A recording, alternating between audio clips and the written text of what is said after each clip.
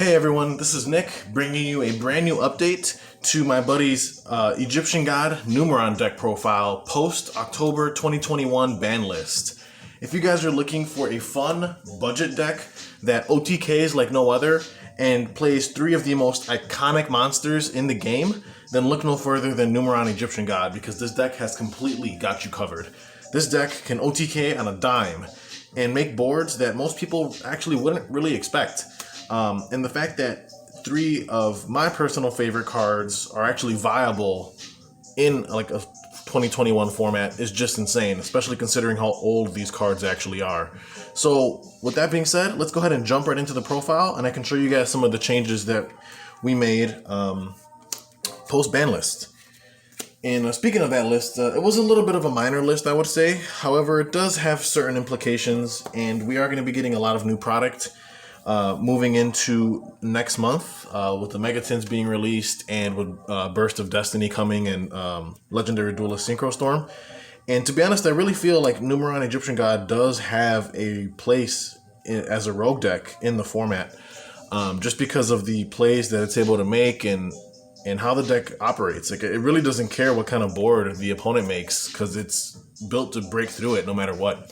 So with that being said, let's start with Slifer the Sky Dragon. We're playing 3 copies of this in the main deck, and the reason for that is because we both discussed it, and we feel that out of the 3 gods, Slifer has aged the best in terms of, you know, how viable it is in a 2021 setting. Winged Dragon of Ra is cool because it is a really big beat stick, but ultimately it doesn't do anything besides that. And then you have Obelisk, which is a smaller beat stick, but has targeting protection, which again is cool, but doesn't really do anything to the opponent. But then you have Slifer, and Slifer has a really cool floodgate-like effect, where while Slifer's on the field, if the opponent normal or special summons a monster in attack position, that monster immediately loses 2,000 attack. Then if its attack was reduced to 0, as a result, that monster is immediately destroyed. So what that means is that any normal summon the opponent would throw out, since most normal summon monsters aren't going to have, 2,000 or more attack, they're probably just going to die instantly. And then same thing with link monsters. Links have to be summoned in attack position. There's no such thing as a defense position link. It just doesn't exist, obviously, by game mechanics. So if your opponent's link summoning into like link 1s, link 2s, or even some link 3s, if those links don't have more than 2,000 attack, then immediately upon summon, they're all just going to get destroyed by Slifer's continuous effect. And I think that that's extremely cool. So with that being said, you're able to OTK, and if you, for some chance, didn't OTK, then you can sit on something like Slifer and really force your opponent to make like awkward or suboptimal plays. So I think Slifer is just insane.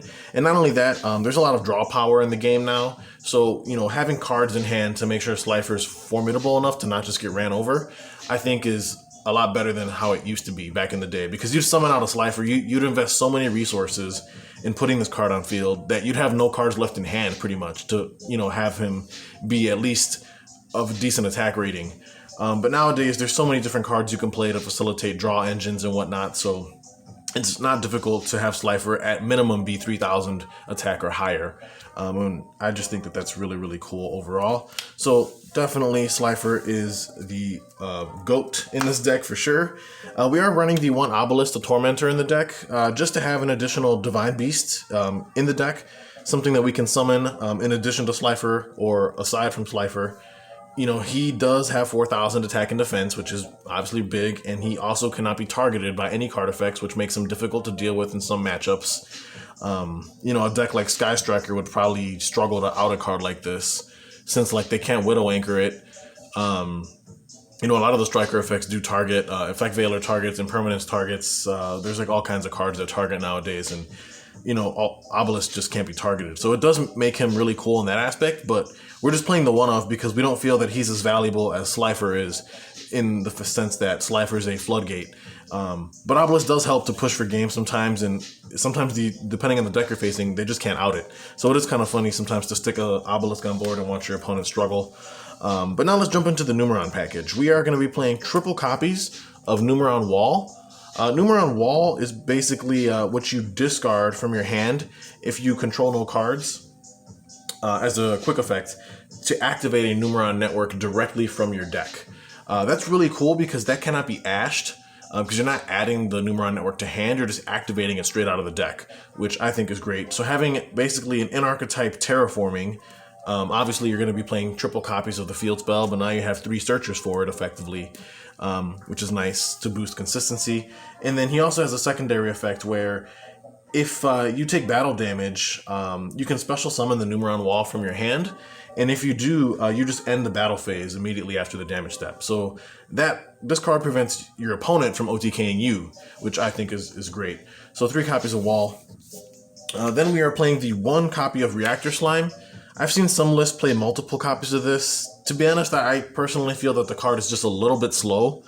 Especially in the Numeron variant, because your ultimate goal is to OTK, so you do want to be going second most of the time, and when you are going second, Reactor Slime doesn't do anything for you in that sense. I mean, he does have 2 different effects. The first effect allows you to special summon 2 Water Aqua tokens.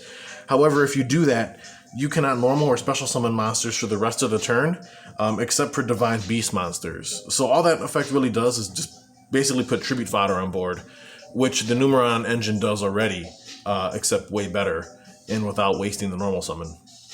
However, you still play 1 of this just because there are instances where you want to utilize Reactor Slime's secondary effect, and that effect is to, during the battle phase, as a quick effect, he can tribute himself to set a Metal Reflect Slime directly from the deck to the field. Again, another interaction that cannot be ashed because you're not adding their Metal Reflect Slime to hand, you're simply setting it straight out of your deck. So just 1 copy of Slime I think is fine for this variant. Then we are on 1 copy of Planet Pathfinder.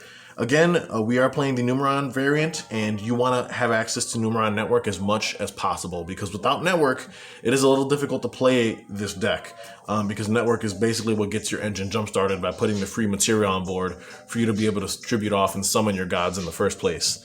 So what Planet Pathfinder does is kind of like a Lone Fire Blossom, except instead of summoning a plant like Lone Fire does, he can add a field spell from the deck to the hand by tributing himself. It is a little, I don't want to say bad, because I mean you do have to waste the normal summon on this, so if you do summon a Planet Pathfinder, you're not able to summon an Egyptian god in the same turn unless you have access to a card that gives you like another tribute summon or a double summon type of effect. But usually this is nice to get your Numeron engine started, because again, the more ways you have to search Network, the more times you're going to be able to open it. And ultimately Network is, you know, what gives you the fodder in the first place, and it could also be just your win con in itself, since it does do a great job at OTKing. Moving on, we are on the 1 copy of Dinowrestler Pankratops. This card is great for going second for any deck that wants to go second. I mean, if you have it in your hand, you just special summon it for free if your opponent has more monsters than you do. And then as a quick effect, he can tribute himself to target any card in the field and destroy it.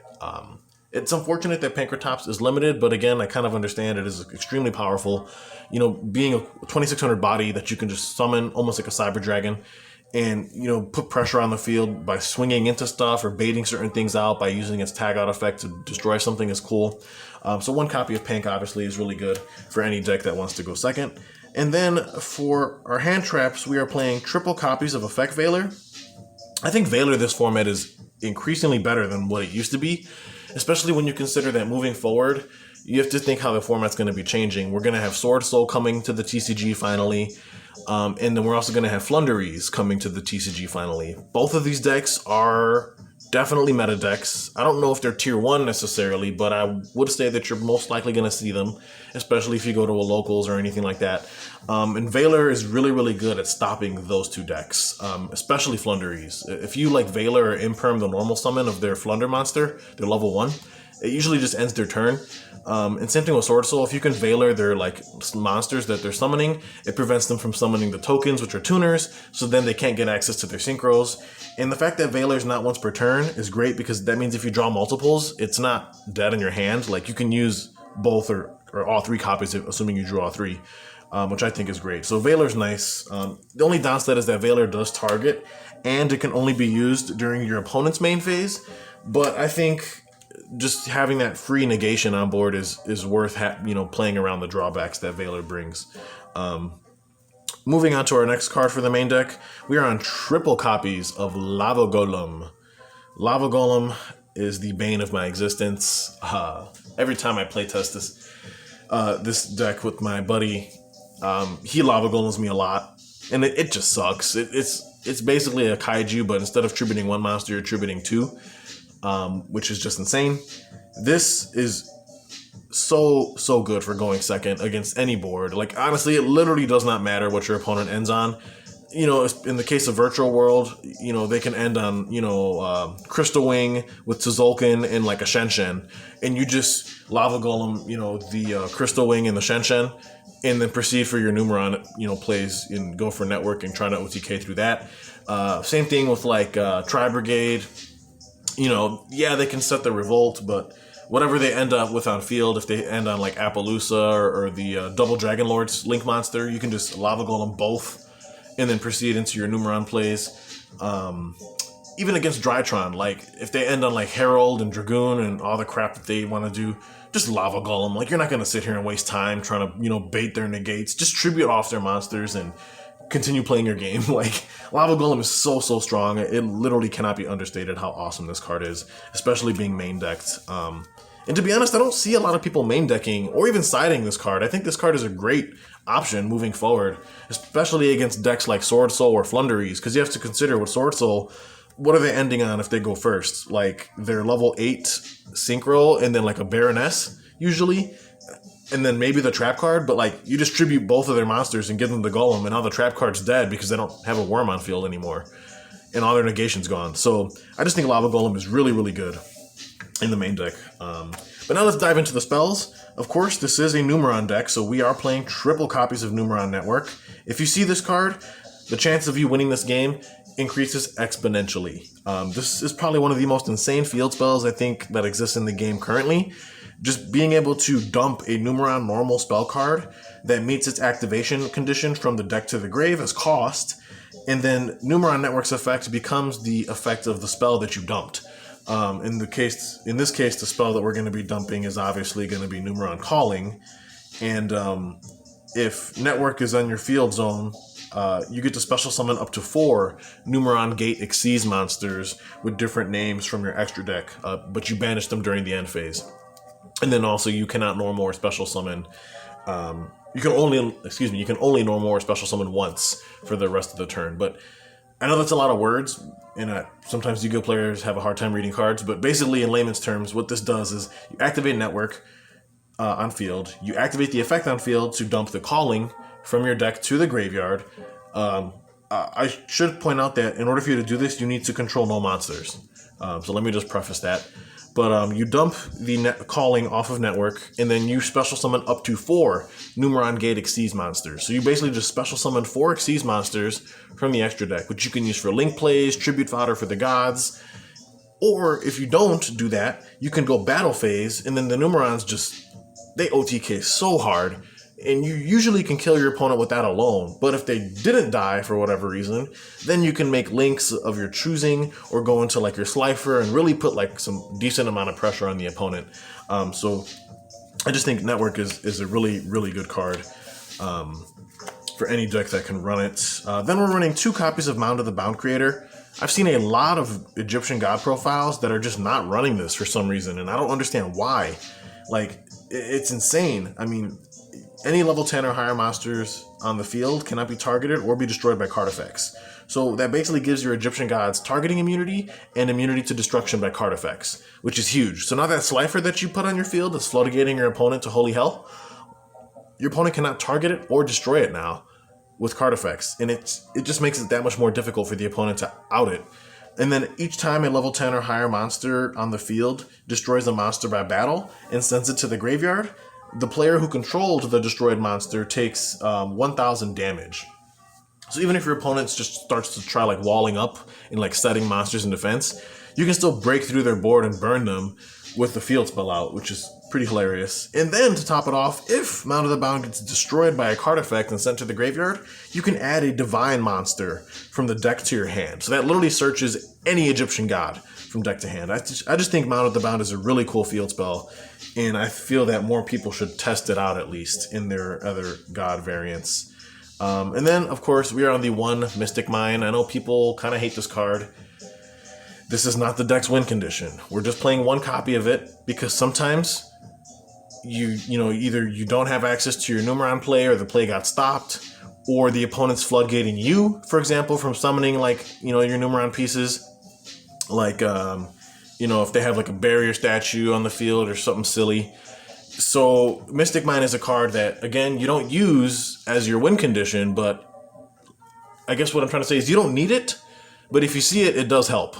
Obviously, you know, being able to just kind of slow the game down to a snail's pace. That way you're able to get access to the cards you need to get back in the game and, you know, beat your opponent down, basically. So I know a lot of people hate this card. I personally am not very fond of it myself. But at the end of the day, I think at one of in a deck is fine, especially when you're not necessarily relying on it. There are times when, you know, you draw this card and have it and you don't even use it. But there are times when you really do need it and you see it and it literally helps you win a game you probably shouldn't have won in the first place. But either way, whatever your feelings are about Mystic Mine, we are playing one of it. So I guess just deal with it. Play the outs, 5-head. Moving on, we are on 3 copies of Soul Crossing. This is the only, well, I shouldn't say the only, there's another card we're playing from the structure deck, but this is the best card out of the Egyptian God structures that came out. What this allows you to do is, it's a quick play spell, and it says during the main phase, which means either player's main phase, you can immediately after this effect resolves, tribute summon a Divine Beast monster. When you do, you can tribute a monster or monsters your opponent controls, even though you do not control them. But if you tribute summon this way, until the end of the next turn after this card resolves, you can only activate 1 card or effect per turn, not counting the effects of a Divine Beast. Again, I know that's a lot of words. Pretty much what this is it's a, oh god, what's that monarch? The Monarch Stormforth, basically, for the Egyptian gods. You're able to activate this and tribute monsters, 3 monsters from either side of the field, to summon out an Egyptian god from your hand. But what's nice is you're able to tribute, you don't have to tribute like 3 from your side or 3 from your opponent specifically. You can do like 1 from your side and 2 from their side, or 2 from your side and 1 from their side, for example.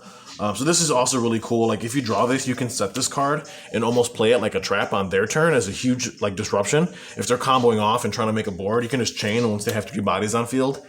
And then just like wipe their board and summon out like a Slifer, and now they're stuck under a floodgate and they lost all their monsters in the process as well. So I think Soul Crossing is just really, really cool.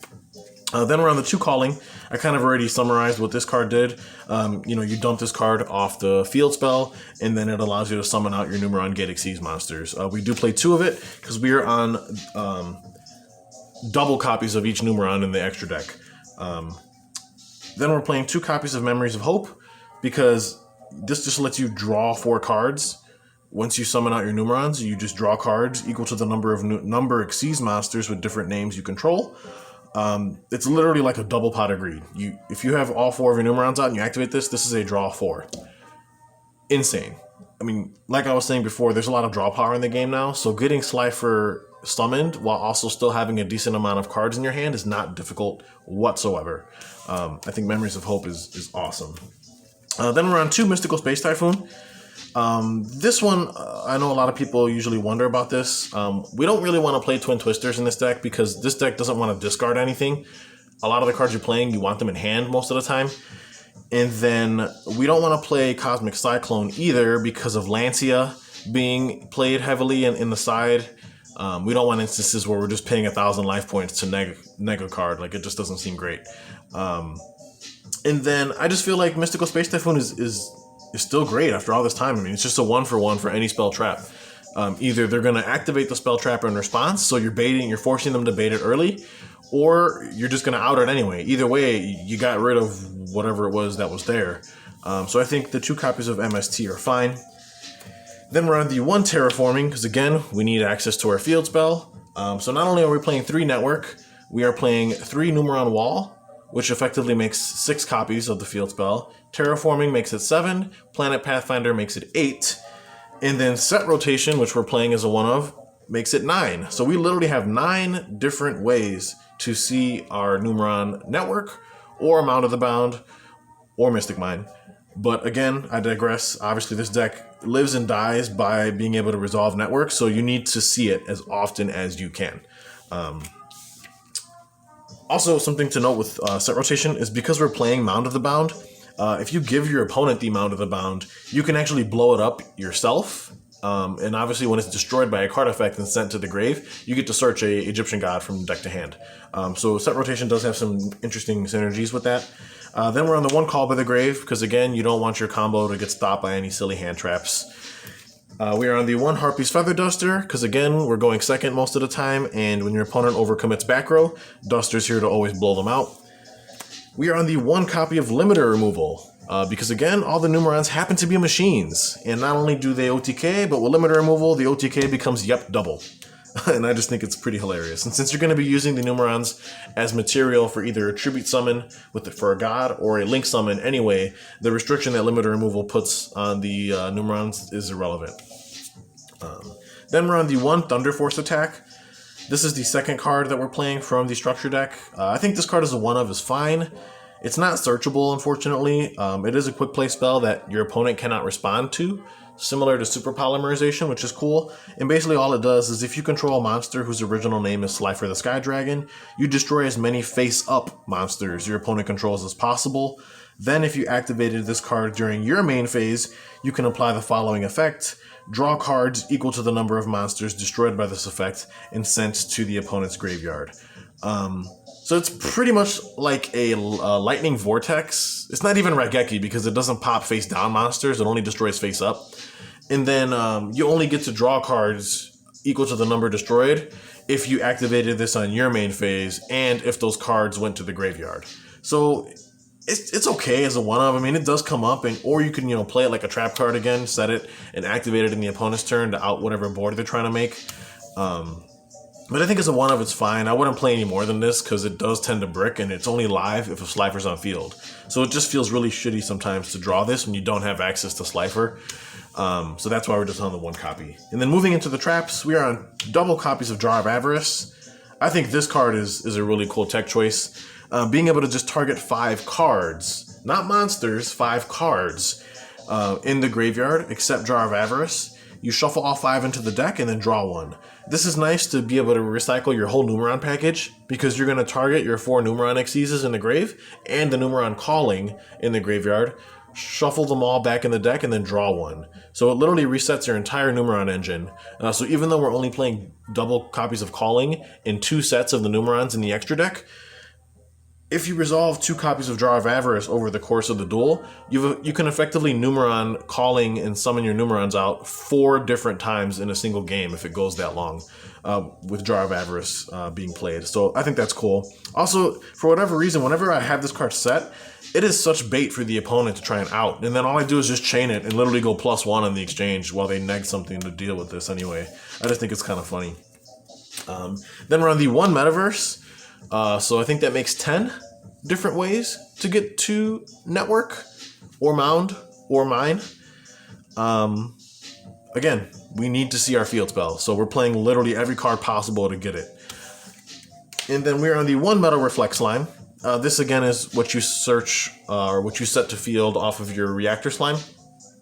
And then this is cool. It just special summons itself as a trap monster, who's level 10 water aqua with 3000 defense. And this allows you to get into your Egyptian God slime for free pretty much, which we'll talk about once we get to the extra deck. And then for the last card in the main deck, we are on the one copy of Red Reboot. Because again, we are playing an OTK going second build, and we're not going to let, set 5 back row pass stop us. If the opponent activates a single trap card, we are shotgunning the reboot immediately by paying half our points, and we're negating that trap. And for the rest of the turn, the opponent can't activate trap cards. So they're taking all the damage.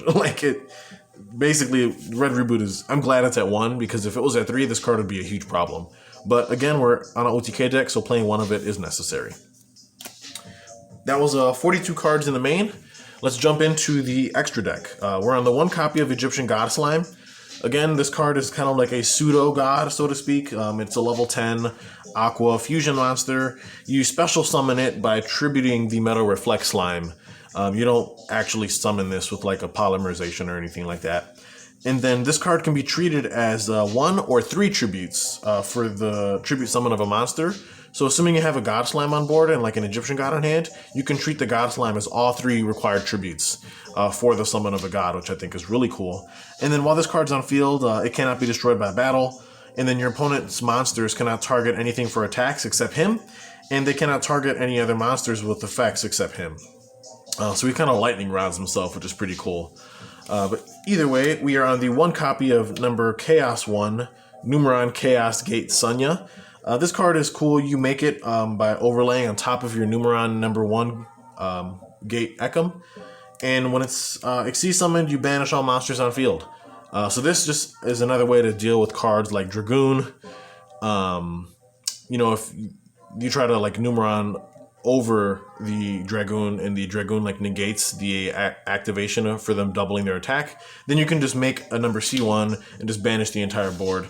And then C1 will come back on the following standby and then burn the opponent.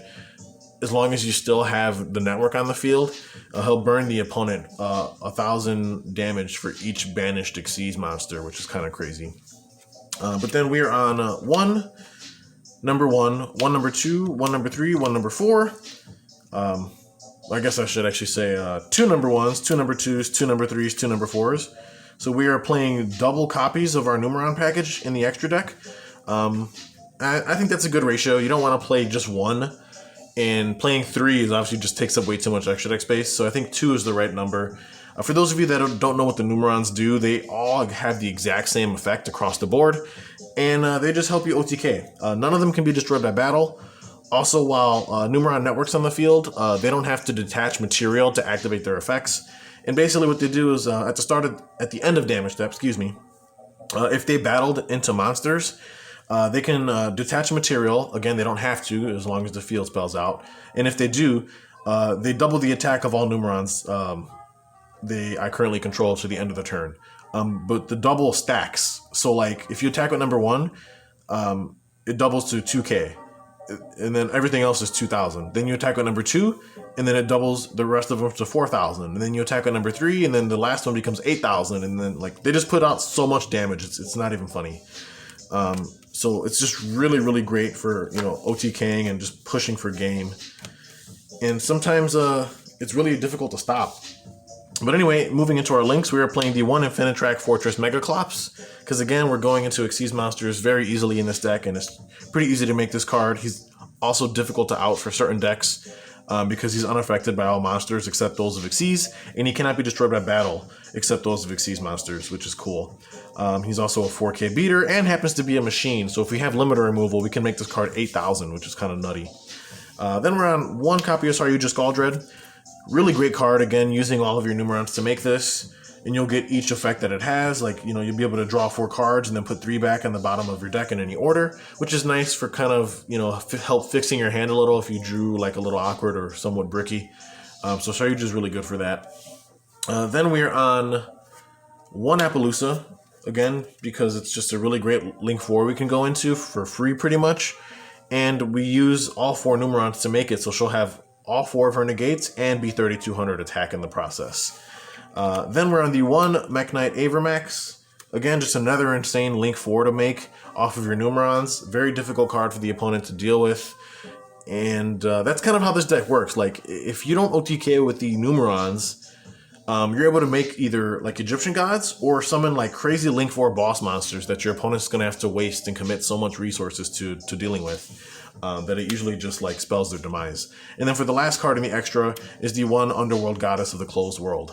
This card is nuts, especially in Numeron, because you summon out your 4 Numeron Exceeds, and then you can literally take all 4 of those monsters, and then 1 effect monster the opponent controls, and use all 5 of those cards as material to link summon into this. And it's just an easy way to deal with monsters that would otherwise be difficult to out, like Dragoon or any other like monster that's like unaffected, for example. So Underworld Goddess of the Closed World is a great Link monster.